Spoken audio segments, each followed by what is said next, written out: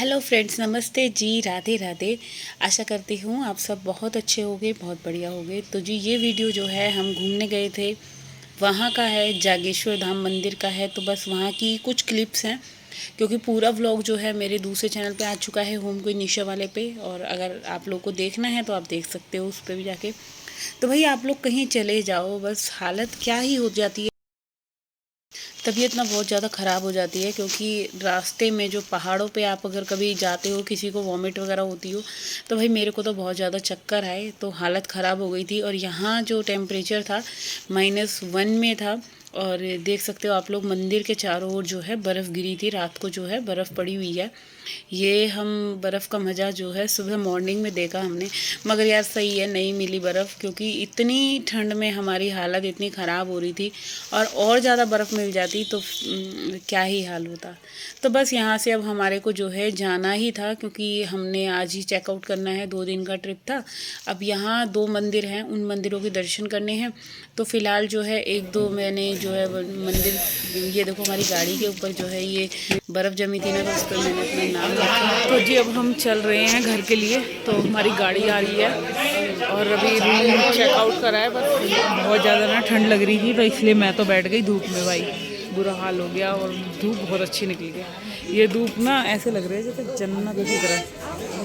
और बाहर दिखाते हैं, ये नीम करोली बाबा से 100 किलोमीटर ऊपर है मंदिर। हाँ, योगेश्वर नाथ मंदिर, योगेश्वर नाथ कुछ ऐसा नाम है।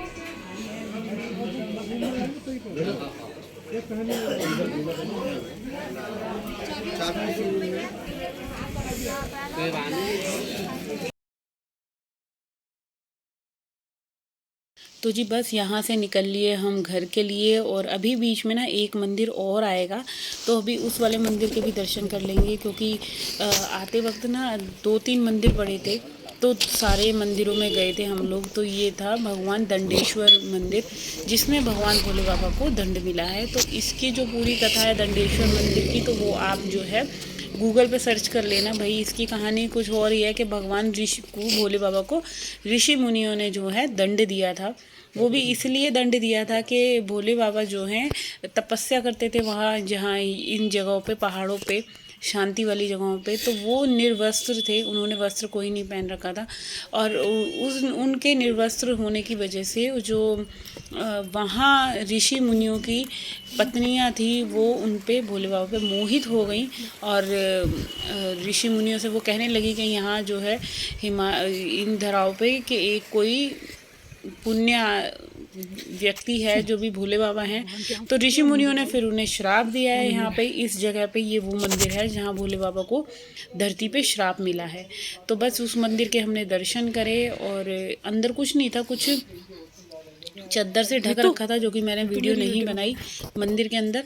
और उसमें कहते हैं कि भोले बाबा आज भी विराजित हैं। जो दंड मिला उस चीज़ की जो है यहाँ पे पूजा होती है। तो ऐसे देखो, हमारी जो धरती है वो जगह जगह जो है भगवान अवतरित हैं, भगवान के कण महसूस कर सकते हो आप लोग। तो बस हम लोगों को जितने दर्शन हो पा रहे हैं, हम उतने जो हैं अपने शिवलिंग के, ज्योतिर्लिंगों के दर्शन पूरे करना चाह रहे हैं। पति देव के तो देखो पूरे हो गए हैं, बस मेरे रह रहे हैं। और देखो कब तक पूरे होंगे, बाबा की कब कृपा होगी। तो बस यहाँ पे जो है अब हम घर के लिए वापस हो रहे थे। और नीम करोली बाबा के तो हमने कल ही दर्शन कर लिए थे। तो बस यहाँ से हम घर पहुँचे। हेलो फ्रेंड्स, गुड मॉर्निंग जी, राधे राधे। एक बार फिर से स्वागत है आप लोगों का मेरे अपने चैनल में। आशा करती हूँ आप सब बहुत अच्छे होंगे। भाई मैं भी ठीक हूँ। रात को आई हूँ मैं, 2 बजे आए थे हम लोग।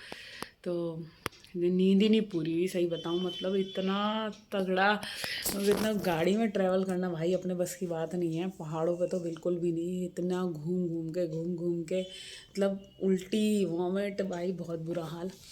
तो कहीं चले तो जाओ, मगर जो घर जैसा स्वर्ग है ना, वो कहीं नहीं है। जो जन्नत आपकी अपने घर में है, जो सुकून घर में है, वो कहीं नहीं है। तो भाई बाबा के धाम से हम आ गए थे, तो अच्छे दर्शन हुए। बिल्कुल मंदिर बिल्कुल खाली था, इतना कोई भीड़ नहीं थी। न्यू ईयर पे और इस पे क्रिसमस वगैरह पे जैसे छुट्टी पड़ती है ना, तब होती है भीड़। हाँ ये था, हमें ट्रैफिक मिला। नीम करौली पे बहुत ज़्यादा ट्रैफिक मिला था, कम से कम 2-2.5 घंटे का ट्रैफिक था। इतना हम जाम में फंस गए वहाँ, क्योंकि हम गए सैटरडे को, और सैटरडे को ज़्यादातर लोगों की छुट्टी होती है, तो सब शनिवार इतवार जाते ही जाते हैं, जैसे भी जिसका टाइम लगता है। तो चलो घूम फिर आए और दर्शन कराए बहुत अच्छे। बाबा के दर्शन बहुत प्यारे हुए। मतलब ये सोचो कि हमने बिल्कुल शिवलिंग को अपना हाथ से टच करके मत्था टेका। बहुत बहुत प्यारे दर्शन हुए। अब देखो घूम कर आ गए हैं, चक्कर आ रहे हैं, सिर ना ऐसे ऐसे घूम रहा है अब भी। मतलब सोई हूँ ना तो बस यूँ यूँ यूँ, और उठी हूँ मैं 6:15 में उठ गई थी, क्योंकि अलार्म मेरा बज जाता है। अब नाश्ता बनाना था, डुगू को स्कूल जाना था, उसको स्कूल भेजा है, आलू के पराठे बनाए। अब हो रहे हैं कपड़े मेरे, और वो कपड़े हैं मेरे जो हैं हाथ से धोने वाले हैं, क्योंकि आप कहीं चले तो जाओ, 2 दिन के कपड़े हैं। मैं सोच रही हूँ मशीन ही लगा लेती हूँ सेमी वाली, तभी गुजारा बनेगा। और ये देखो इस सब कपड़ों का ढेर लग रहा है, ये तो धुले हुए कपड़े हैं। ठीक है, इनको तो मैं ऐसे एज इट इज़ अलमारी में रख दूँगी। और ये है हमारे गंदे कपड़ों का बैग, तो अभी इसको निकालती हूँ और मशीन लगाती हूँ, देखती हूँ। और मौसम दिखाऊं भाई, घर की हालत तो खैर फिर भी बच्चों ने घर में कुछ गंद नहीं करा था इतना, घर ठीक ही मिला मुझे, ज़्यादा कुछ इतना गंदा नहीं मिला, मगर काम तो करना ही पड़ेगा। अभी पहले करते हैं घर की क्लीनिंग। ये पड़े हैं कुछ कपड़े मशीन पे, और देखो कैसा हाल हो रहा है। ओ माय गॉड, बारिश हो रही है हल्की हल्की। तो फ्रेंड्स बारिश हो रही है हल्की हल्की सी दिल्ली में। ये यार हाँ, वहाँ नैनीताल से अच्छा मौसम तो यहीं हो रहा है। चलो कोई बात नहीं, भगवान ने यहाँ वाले के लिए भी बनाया है, रहना तो हमें यहीं है। तो चलो फ्रेंड्स मशीन लगाती हूँ। तो जी बस सब यहाँ पे आके जो है सबसे पहले तो सो ही गए थे, रात को 2 बज गए थे हमें पहुँचते पहुँचते, कपड़े वगैरह चेंज करे। फिर जो है डुगू को स्कूल जाना था भाई, देखो 2 दिन से खाना वगैरह भी नहीं बना था, तो सुबह उठी मैं 6 बजे उठ गई थी। उठते ही मैंने जो है नाश्ता वगैरह रेडी करा। 7 साढ़े 7 बजे डुगू जाता है, तो उसको पूरा नाश्ता वगैरह करवा के फिर जो है मैंने अपनी चाय ली। ये तो सो ही रहे थे, इनको मैंने नहीं उठाया। फिर मैंने जो है कार्तिक को कॉलेज जाना था, उसके लिए नाश्ता बनाया। देखो हम औरतों का क्या होता है ना, हस्बैंड लोग तो फिर भी रेस्ट कर लेते हैं, मगर औरतें जो होती हैं ना, आते ही फिर काम में लग जाती हैं। तो हमारे बिना जो है घर का गुजारा ही नहीं है। तो 2 दिन से दूध भी बॉयल नहीं था, तो सबसे पहले दूध बॉयल होने के लिए रखा है।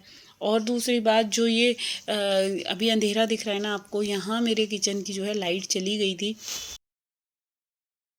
और सच्ची बताऊँ, जैसे ही लाइट गई ना भाई, मेरे को इतनी टेंशन हो गई, क्योंकि ना कि लाइट जाते ही एक तो ये हो गई कि मैंने लगा रखी थी मशीन, और भाई मशीन में कपड़े धोने थे, वो कैसे धुलते। और यहाँ पे ना सेमी मशीन लगी हुई थी, तो सबसे पहले जो है मैंने लाइट लाइट कलर के जितने भी कपड़े थे वो वॉश करे हैं। और आप ना देख सकते हो बाहर इतनी ठंड थी कि बस पानी में हाथ डाल रही थी, और बहुत ज़्यादा जाड़ा लग रहा था। बट एक बात बताऊँ, जैसे ही मैंने वहाँ ठंड देखी, जो हम मंदिर गए जिधर बिल्कुल पहाड़ों के बिल्कुल चोटी पे एंड पे था वो मंदिर, वहाँ तो रात को बर्फ़ भी गिरी थी, मगर उस ठंड के मुकाबले ये ठंड मुझे कुछ भी महसूस नहीं हो रही थी। क्योंकि आप जब काम करने लग जाते हो ना, तो आपका जो होता है ना बॉडी एक हीट मूवमेंट पे पहुंच जाती है। तो वही मेरे साथ हुआ, जब वो तक लग रही थी ठंड, बट जब काम करा तो फिर मुझे वही पानी जो है ऐसे नॉर्मल लगने लगा, कि कोई ठंड मेरे को लग ही नहीं रही। तो बस इधर जो है मैंने सबसे पहले अपने थोड़े से नए वाले जो सूट वगैरह थे ना, वो धोए हैं। क्योंकि सारे कपड़े एक साथ जो है रड्डम गड्ड करके नहीं धोती, वरना क्या होता है, जो जैसे मेरे डेली के हैं ना, उनकी तो मुझे टेंशन नहीं होती, मगर जो बाहर के कपड़े हैं उनको बड़ा केयर से मेरे को लगता है कि सारे कपड़े बहुत ज़्यादा जो है ढंग से धोने चाहिए। क्योंकि आने जाने वाला कपड़े में अगर गंद या कुछ भी लग रहा हो ना, तो बहुत ज़्यादा अच्छे नहीं लगते। अच्छा, मुझे तो ऐसा लगता है मेरी ज़िंदगी जो है कपड़े धोते धोते ही निकलेगी यार। इतने कपड़े धोने का काम हो जाता है ना, मैं क्या ही बताऊँ। वो मतलब रोज़ के इतनी लादी, इतने कपड़े, मैं एक तरह से ना मतलब मैं पागल हो जाऊँगी, मेरा ये हाल हो चुका है। तो इधर जो है कार्तिक भी चला गया था कॉलेज, फिर इसके बाद मैं लगी थी घर को क्लीन करने में। घर समेट जाता है ना एक बार को, सारी टेंशन ख़त्म हो जाती है। तो बस सबसे पहले जितने भी नए नए कपड़े थे उनको अलग रखा, और जो धुलने वाले थे वो कपड़े मैंने अलग रख दिए। अच्छा, कपड़े मैं 2-3 जोड़ी लेकर गई थी, मैंने कहा रास्ते में कौन से कपड़े की क्या ज़रूरत पड़ जाए। और फिर ये था ना, गाड़ी जा रही थी, तो अब वही सामान की वो नहीं होती, जैसे हम बस से या किसी और चीज़ से अदर कन्वेंस से जाते हैं, तो फिर तो लगता है भाई कौन ही जो है अब हमारे जो बैग हैं उनको खींचेगा, उठाएगा। बट जब आप अपनी कन्वेंस से जाओ तो फिर लगता है चलो कपड़े 2-4 फालतू भी हो जाएंगे ना, कोई प्रॉब्लम वाली बात नहीं है। तो चलिए, इधर जो है मैं कर रही थी कमरे को क्लीन, क्योंकि जो भी थोड़ी बहुत अलमारी मैसी हो रही थी वो भी मैंने ठीक ठाक कर दी। यहाँ जो है थोड़े से जो है बेडशीट मैंने झाड़ दी, वरना पहले तो मैं यही सोच रही थी कि आज जो है ना अच्छे से सफाई नहीं करूँगी, थकान सी हो रही थी मेरे को। मैं ये सोच रही थी बस ऐसे ही थोड़ा बहुत करके ना मैं थोड़ा सा रेस्ट करूँगी। मगर वही बताऊँ, कल बिल्कुल भी रेस्ट मिल ही नहीं पाया, क्योंकि काम करते कराते मेरे को वही 1 बज गया, नहीं 2 बज गए थे। फिर मैंने उसके बाद कुछ भी जब नहीं समझ में आता ना खाने में, फिर मैंने पुलाव बनाए। तो वो पुलाव वगैरह खाने के बाद फिर मेरे को शॉप पे जाना पड़ गया। तो ऐसे ही कल का जो मेरा दिन था ना भाई, सच्ची पूरा दिन मेरा जो है ऐसे कैसे ही निकल गया। तो बस अभी लगते हैं, पहले मैं करती हूँ घर की क्लीनिंग, घर सिमट जाएगा तो मतलब मेरा सबसे बड़ा जो है ना बोझ वाला काम ख़त्म होगा।